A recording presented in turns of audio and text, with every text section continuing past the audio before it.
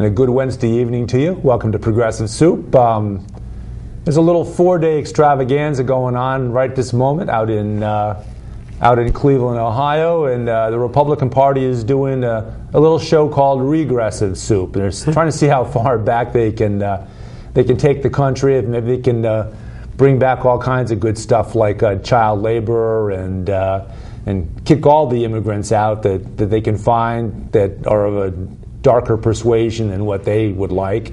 And I'm sure that's going pretty well. But at any rate, where we are, welcome to Progressive Soup. My name is David Stevenson. We've got a good friend of the show, Al Robinson, here. We're going to talk generically about race relations, but more specifically about events in the past couple of weeks involving murder of police officers in Dallas and elsewhere, Baton Rouge most recently. And mixed in with that, the killing, we can't call it murder because there has not been a conviction yet, but the killing of black citizens by police officers. And the same way that police officers talk about how they're running scared right now. They're worried because there are people out there, obviously, that would do them harm. Well, this is what black citizens have been going through for hundreds of years, and certainly that has never stopped here in the 21st century, where due to police officers killing them under less than reasonable circumstances. But I'm going to let Al talk about some of the events that we've had here in Connecticut and Danbury, in the Danbury area in recent years, and take a look at what's been done and how it's been handled afterwards. How our governments, our local governments, have handled these incidents here, and see what we've done, what we've done right, what we've done wrong, and see what we can do better if possible. Al, go ahead. Take us through the history. I think first, before we talk about the history, we have to really talk about what's happening in general. Mm-hmm. 25 years ago, I think it was probably about 25 years ago, when the Rodney King tape came out, mm-hmm.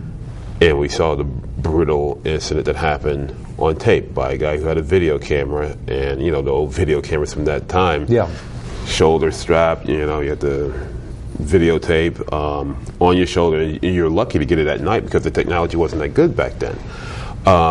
You jump forward to 2016, we don't have people with camcorders like this anymore. We have people with cell phones that mm-hmm. can capture video. And stream them live. So you have more opportunity to catch more instances of questionable practices by law enforcement.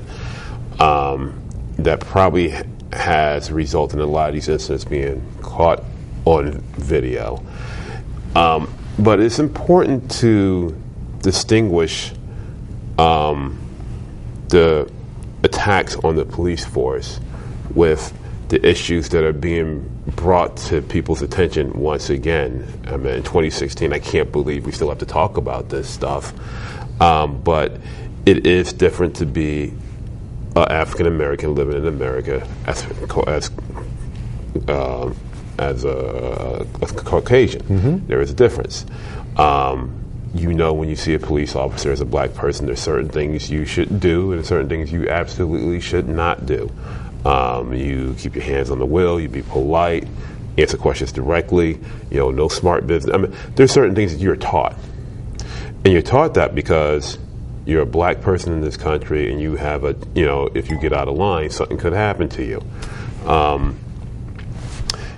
When I first came to school here in Danbury, back in 1987, you're talking about the late 80s, early 90s. There was a lot of stuff happening in New York City during that time period. The movie Do the Right Thing, touched on a whole lot of topics that happened in New York, including the way law enforcement treats people of African American descent. All that stuff is true. Mm-hmm. All of it's true. In Danbury, we have to be careful when we talk about this, because we're not going to. Because I have a lot of friends who are in the Danbury Police Department. Yeah.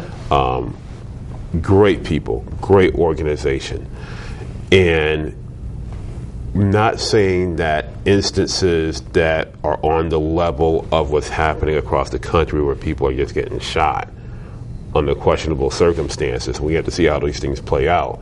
But when we see stuff on TV, when you have a 4-year-old girl in the back of a car and a guy who is a licensed gun owner and he gets shot 4 times while there's a 4-year-old girl in the car and the woman is streaming this live on Facebook for everybody to see.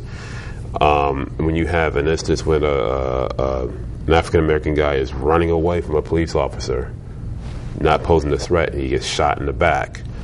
When you have instances like a kid who's being gunned down just for Skittles, all he had was Skittles in his hand.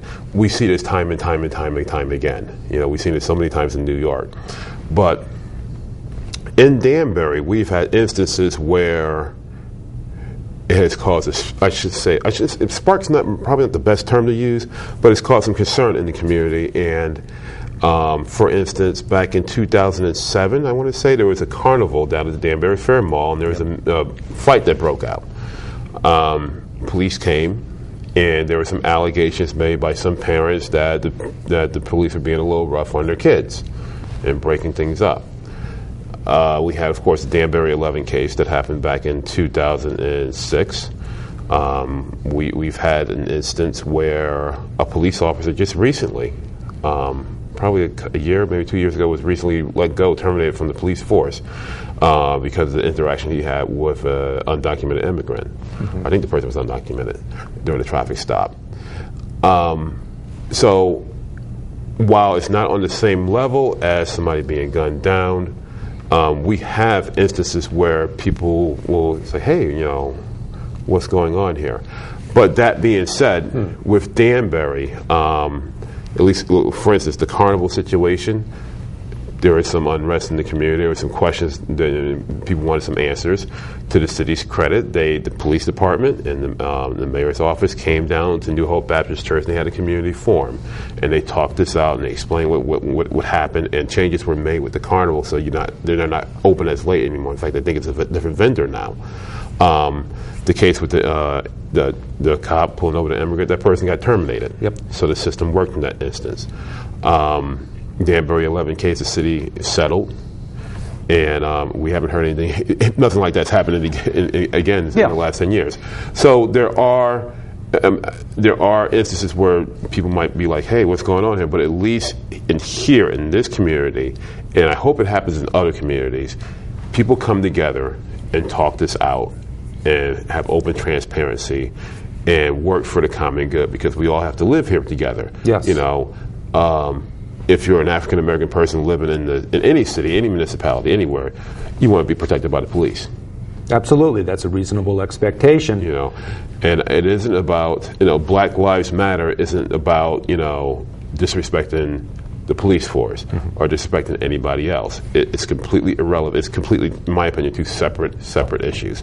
We've had people who are gunning down police officers. Those are monsters. Those are idiots, morons.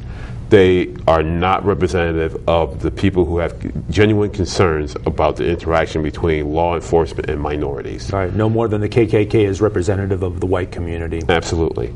So we have to, it's very, very important to distinguish those two things, because people in their hyper-partisanship will like to merge those two things together. So it's like Black Lives Matter movement versus the Blue Lives Matter movement, because it's nice and easy and sexy and can sell on TV and it can sell ads.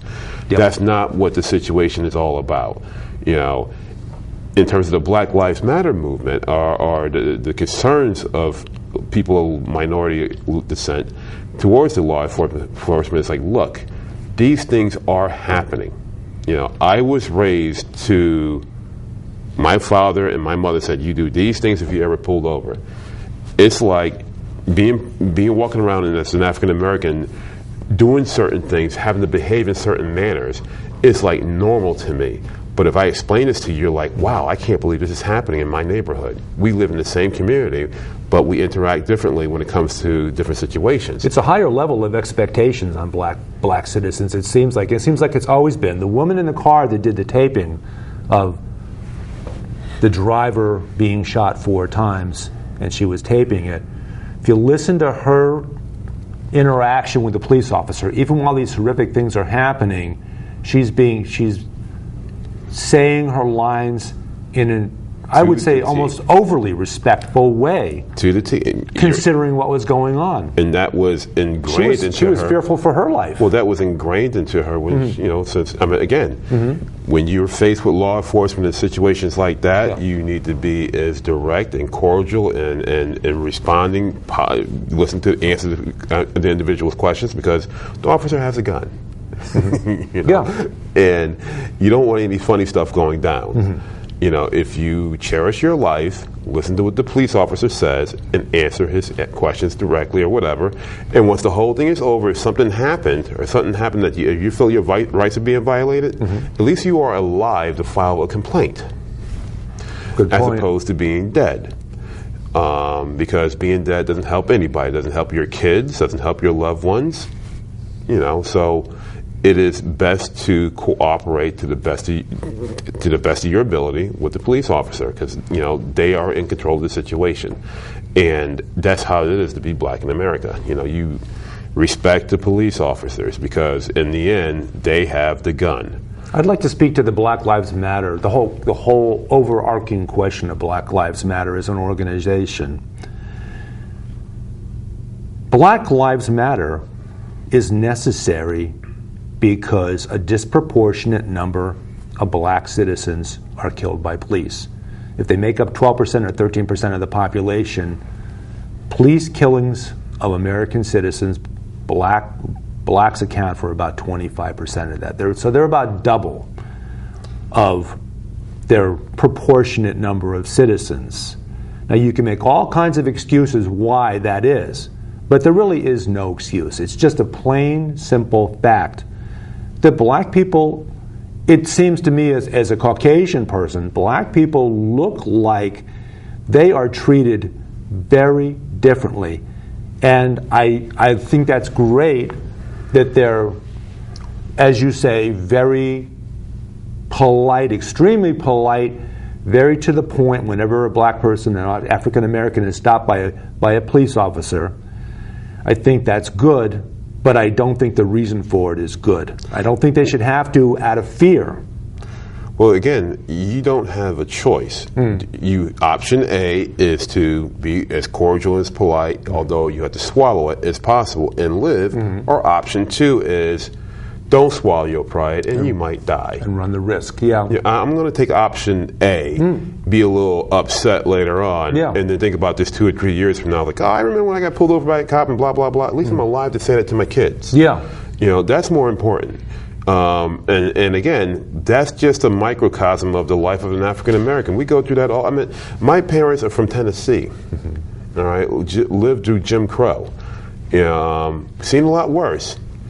And it's just another, living as a black person in America, we have these challenges that we have been dealing with for generations, since we got off the boat, since we were forced on the boat. And I've seen that from the other side too, because I had clients, buyers in my car with me yesterday, and they're African, and the whole issue came up just in general.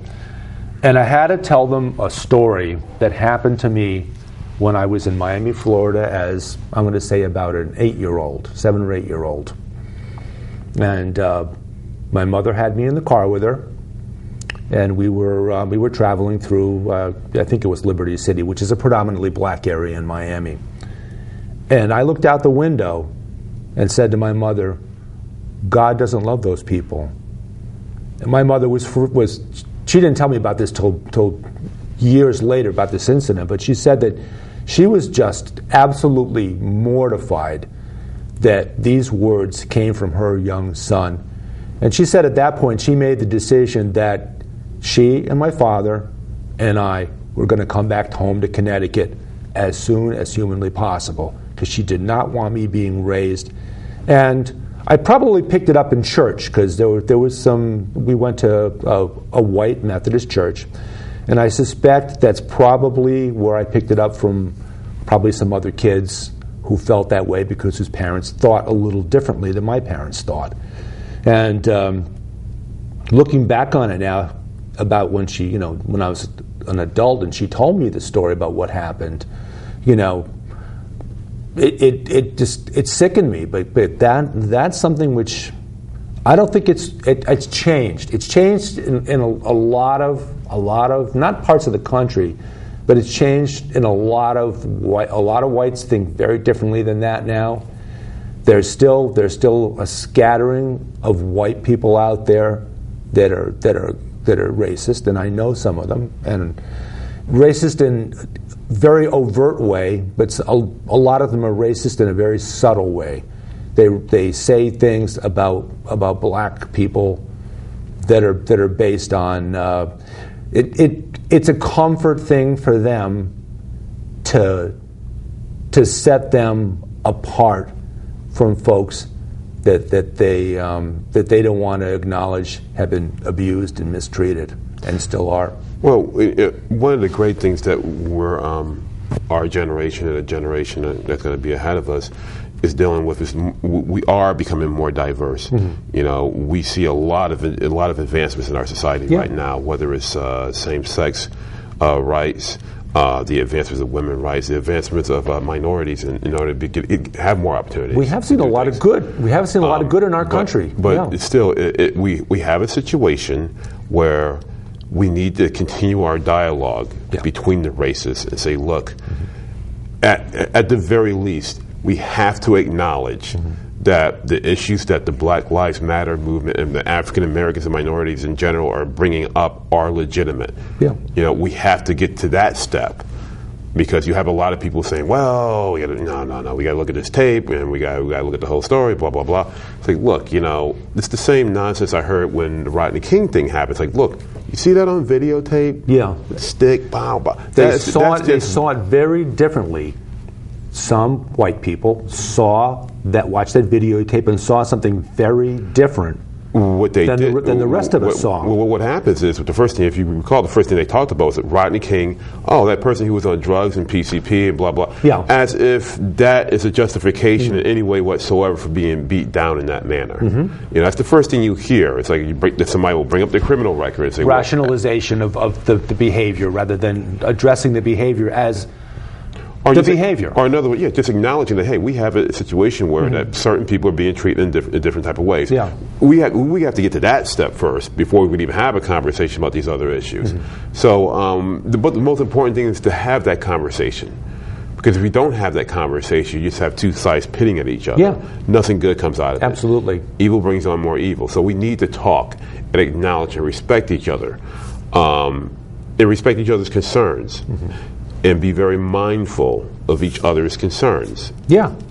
Just a basic level of respect, and let's just work at it from there. Yes. Empathy, understanding the other person's point of view, and that their life experience may be somewhat different than ours, and they've got a reason behind looking at things a little different than we do. Absolutely. We all look at things differently. Well, look at the incarceration rate between African Americans and Caucasians. I mean, look how much time you would get for having a little bit for having crack versus the same amount of time for having cocaine. In Connecticut, I think that finally changed just recently.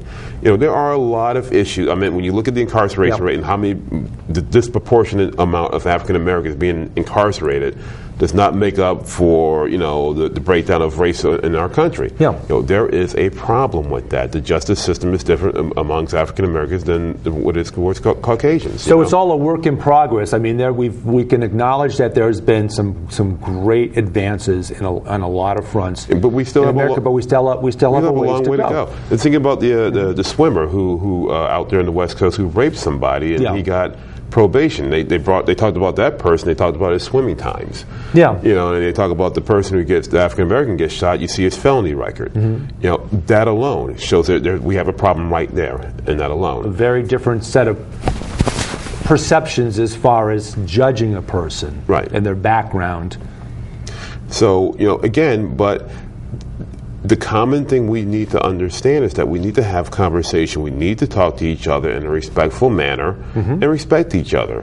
And because fighting doesn't get anything. Evil just begets more evil, and nobody wants that. I'm very sad for the state when I look at TV and I see another cop get shot. I'm very sad when I see another black youth get shot. You know, I have a son who's going to be 5 years old. My daughter's going to be 10.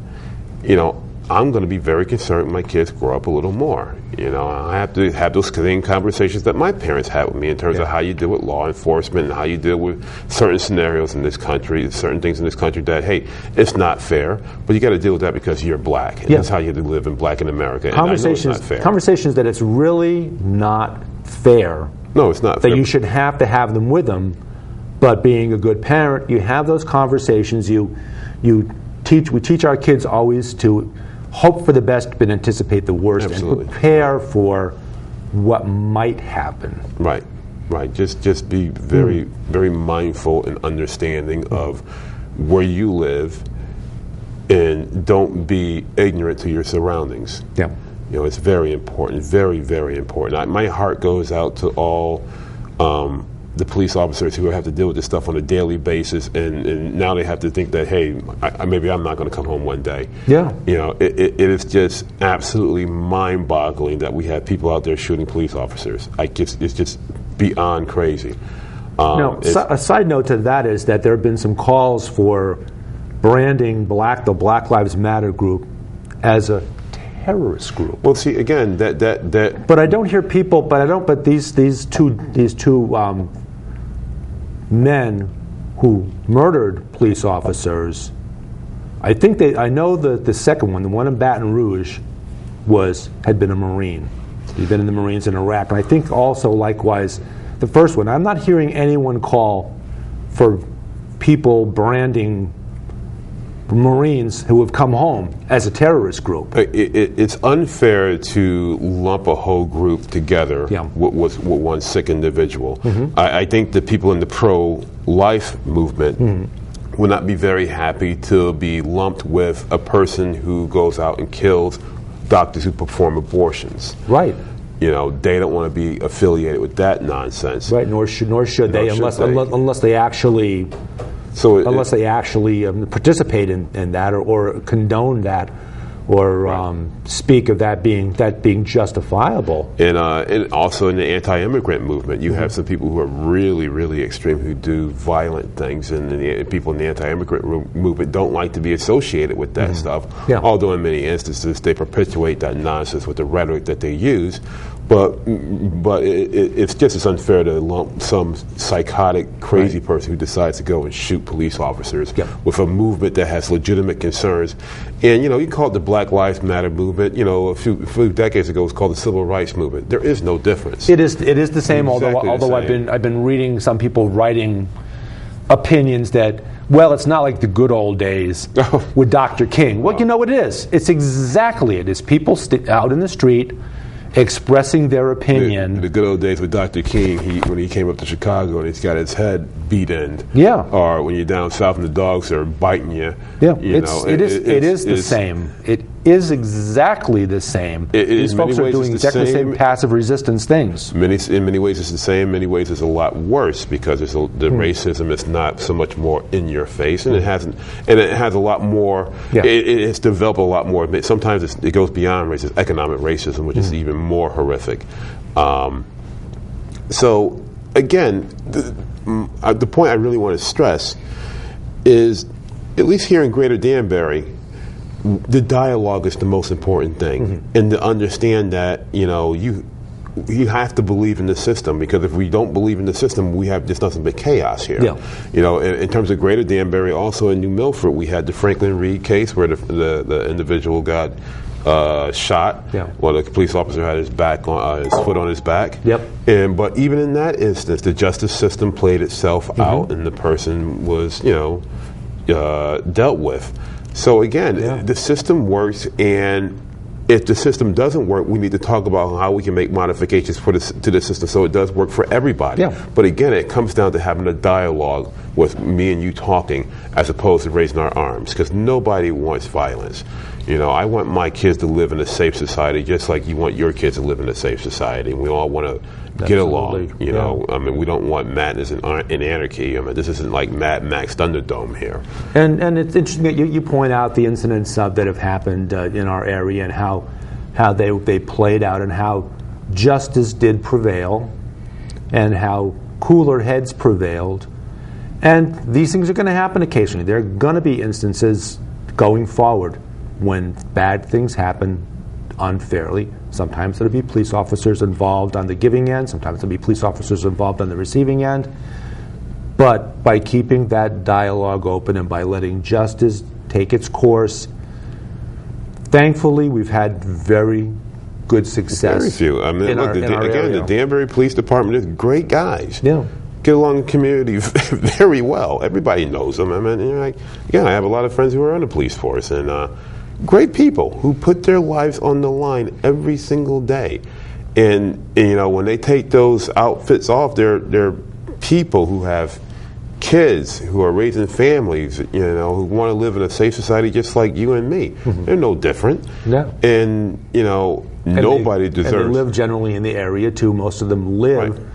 Because you know, Danbury is a big city, so a lot of them actually live here in Danbury. And kudos to police departments and fire departments that offer opportunities and help their folks live close to where they work. So they're a part of the community, and that's the best thing. Yeah, and kudos to police departments that have police officers out on bicycles, right, rather than confined in a police car where there's this metal and glass thing separating them from the folks that they need to interact with. Yeah, when you see a cop on the street, you're like, hey, I know, you know these people. It's a good thing. You know, and that's a great thing, and that's the unique thing, and that's why I love about Danbury, is that, you know, for the most part, you know, we are one big melting pot. We're a very diverse community. Mm-hmm. And we all try our best to get along because, again, you just want to live in a nice society where you can just raise your kids and just live your life with some happiness. And that's what everybody really wants. You want to live where you don't want to live in fear.